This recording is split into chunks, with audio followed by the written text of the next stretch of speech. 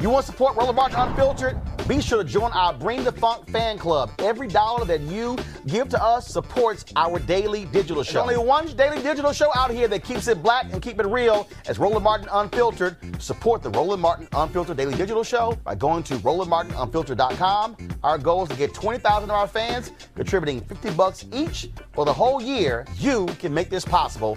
RolandMartinUnfiltered.com. All right, folks. MLK FBI is a new documentary, folks, that, trust me, you want to watch, that deeply dissects the FBI's corrupting relationship with the Reverend Dr. Martin Luther King Jr.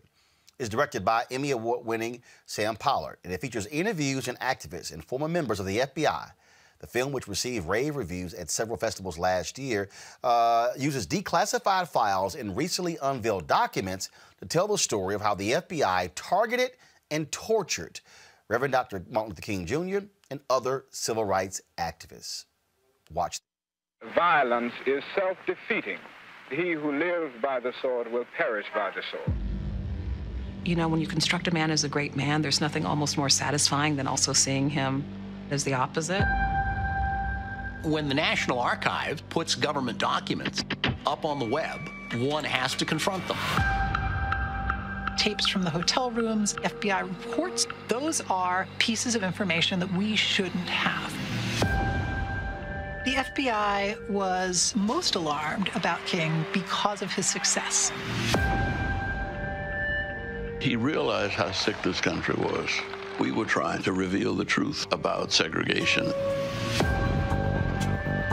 J. Edgar Hoover is famous for saying that he feared the rise of a black messiah. The FBI says it's clear Martin Luther King Jr. is the most dangerous Negro in America, and we have to use every resource at our disposal to destroy him.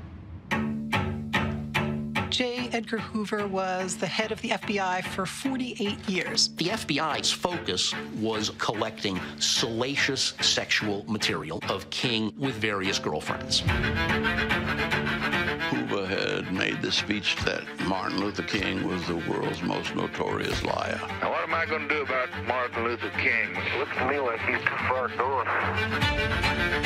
This was a way that they could bring down a very influential black civil rights leader and contain the movement. The FBI mailed a tape of Dr. King with other women to him and to Coretta with an advice that he should go kill himself. The greatness of America is the right to protest far right. Staying calm under fire is very hard when people are trying to kill you. Anybody who was to the left of mainstream in civil rights was deemed a subversive. They use surveillance in order to Foment violence. break apart these organizations. They were running a surveillance state. This represents the darkest part of the Bureau's history.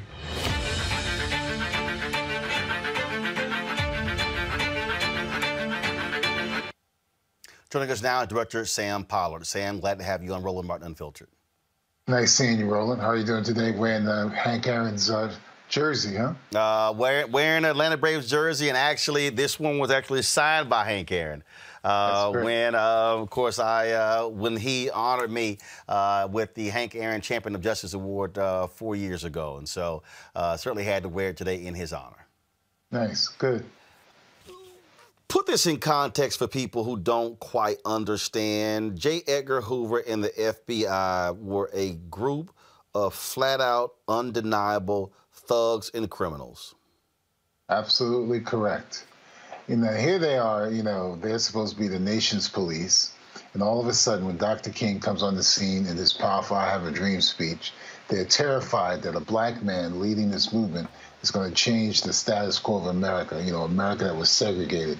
Black people are asking for, you know, no longer they wanted to be second-class citizens. They wanted to be integrated. They wanted to be a part of America. That's why they felt he was a dangerous radical.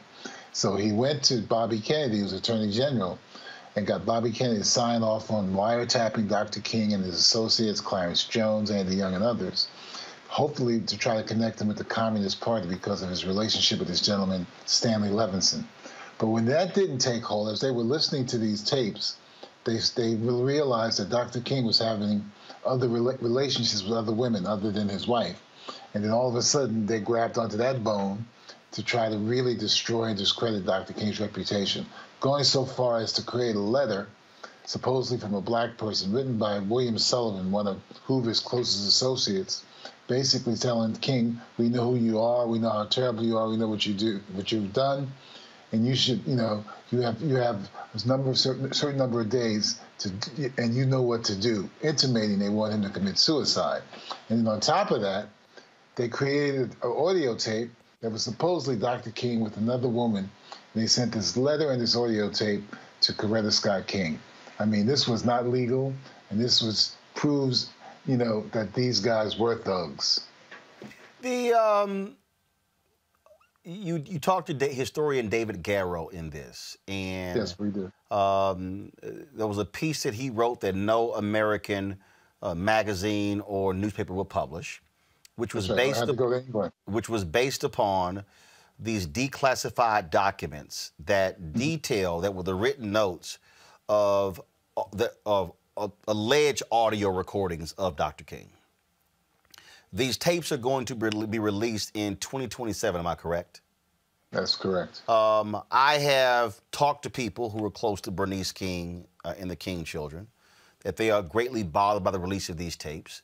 Garrow laid out and I read the piece, where these notes detail women, it details the names of women, addresses, it details prostitutes, it goes on and on and on.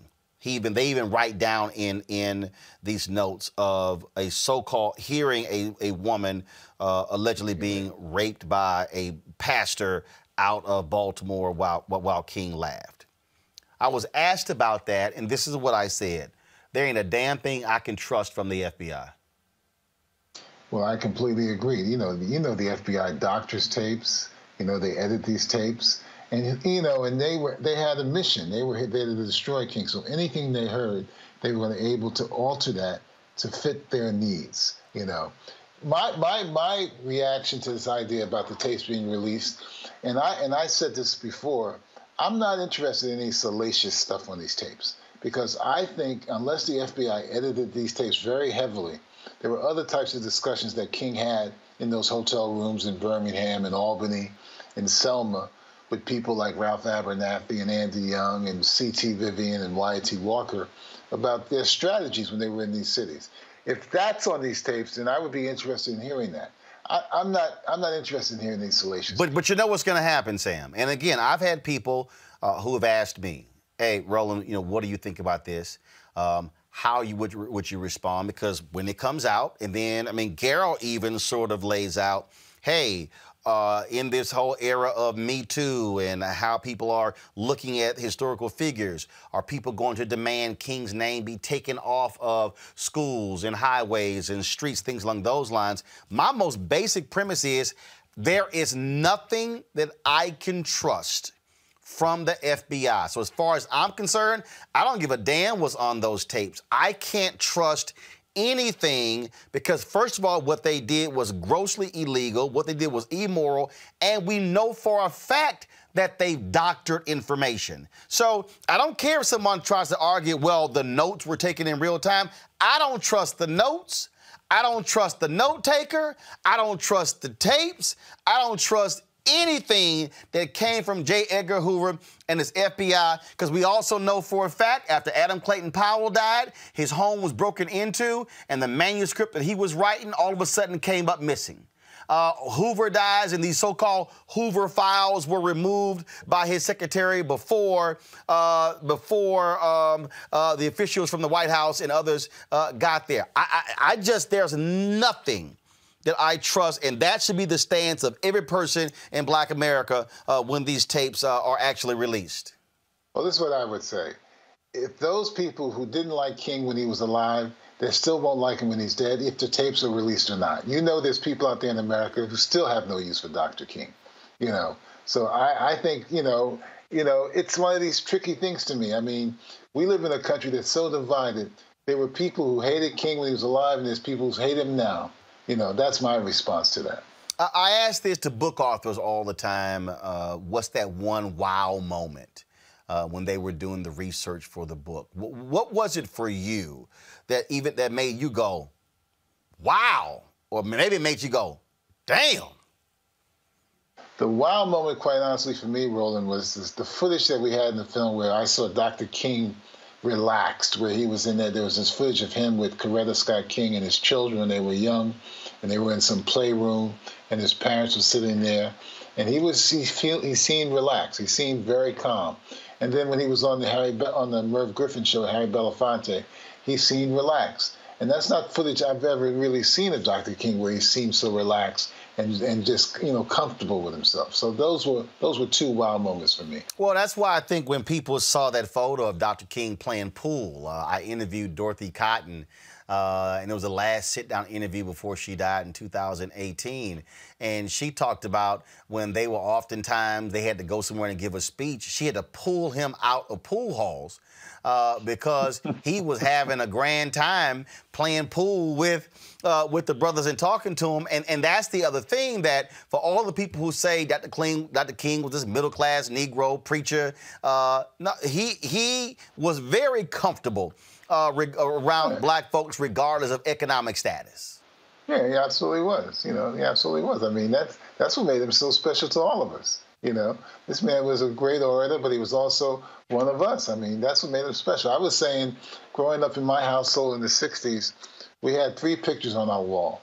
We had Dr. King, we had John Fitzgerald Kennedy, and we had Jesus Christ. Those were the 3 sort of deities that my family loved to look at when they walked into the living room every night. The depths of the FBI's corruption. One of the reasons why we know how deep this thing is, they have yet to fully declassify all the papers of COINTELPRO. Well, that's what I find interesting. When James Comey says in the film, this was one of the darkest chapters in the history of the FBI, I think you and I both know there are other darker chapters in the history of the FBI. Absolutely. And the reality is, I think the American people deserve this. And if there's one thing that President Joe Biden should do, President Joe Biden should completely declassify every sheet of paper related to COINTELPRO. Any African-American who was under investigation, because we also should know who were those turncoats, who were those informants. We know for a fact that, and the movie that's coming out dealing with Fred Hampton, the Judas and the Messiah, that the right-hand man of Fred Hampton was an FBI informant. We know that when William O'Neill. We know when Dr. King was assassinated, one of the very people who was bending over his body when they were pointing out was an FBI informant. Yeah, that's right. And we also say in the film that Ernest Withers, who's a very well-known, renowned photographer, the I Am a Man picture, was also an informant for the FBI. So this is some very, it's tricky and complicated stuff in American history. It just shows the hypocrisy of America, as far as I'm concerned. What do you want the folks to take away from watching this? There's a lot of stuff that that have been in other documentaries. We've seen stuff in movies. But what do you want folks to really walk away after they watch MLK FBI? I want them to walk away understanding that Dr. King was a human being, a man with flaws, but also a great man whose contribution to the world will last forever. That's what I want people to come away with. The other thing that I want them to come away with is that the duplicity of the FBI, that we're trying to demythologize how people have saw them for so many years, and J. Edgar Hoover. So those are the 2 things I want. Should J. Edgar Hoover's name be removed from the FBI building? It should, but nobody will do it. That's what's amazing to me. For all of this talk about Jacob, what this man did with his secret files and how he wielded such power, we literally have the name of a criminal on the building of the so-called most important law enforcement agency in America. Exactly. Because we should all be writing on Congress people and senators. But then again, I got to remind people that one of the building where they house the offices of the United States Senate is named after one of the greatest white supremacist segregationists, Richard Russell of Georgia. That's right. You're right. Russell, that's true. That's America. America, man. It's America hypocrisy. Sam Powler, we appreciate it. Thank you so very much for this important documentary. Thank you, Roland. Have a good night. Thank you very much. All right, folks, back to our Roland Martin Unfiltered video in just one moment. It's time to be smart. When we control our institutions, we win. This is the most important news show on television of any racial background. Y'all put $2, $3, $4, $5, $10, $15, $20, $30 on this and keep this going. What you've done, Roland, since this crisis came out in full bloom. Anybody watching this, tell your friends. Go back and look at the last 2 weeks, especially of Roland Martin Unfiltered. I mean, hell, go back and look at the last 2 days. You've had sitting United States senators today, Klobuchar and Harris. Whatever you have that you can bring to Roland Martin Unfiltered to support it, please do, because this information may literally save your life. Watch Roland Martin Unfiltered daily at 6 p.m. Eastern on YouTube, Facebook, or Periscope, or go to RolandMartinUnfiltered.com. Support the Roland Martin Unfiltered Daily Digital Show by going to RolandMartinUnfiltered.com. Our goal is to get 20,000 of our fans contributing $50 each for the whole year. You can make this possible. RolandMartinUnfiltered.com.